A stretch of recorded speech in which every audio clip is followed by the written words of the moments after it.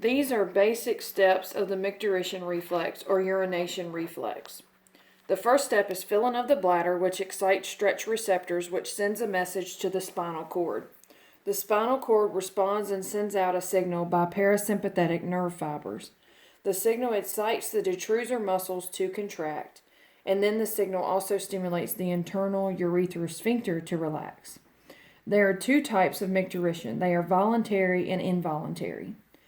The steps of involuntary reflex are: stretch receptors detect filling of the bladder, transmit afferent signals to the spinal cord. The signals return to the bladder from the spinal cord segments S2 and S3 by parasympathetic fibers in the pelvic nerve.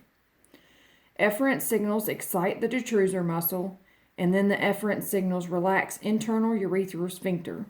Urine is involuntarily voided if not inhibited by the brain. The other type is voluntary control.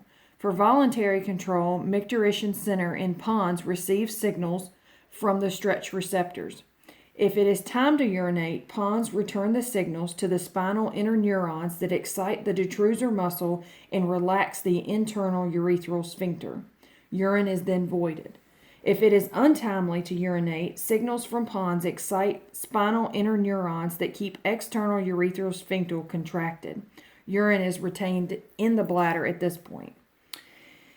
If it is time to urinate, signals from pons cease and external urethral sphincter relaxes, and urine is then voided. I hope this video has been helpful.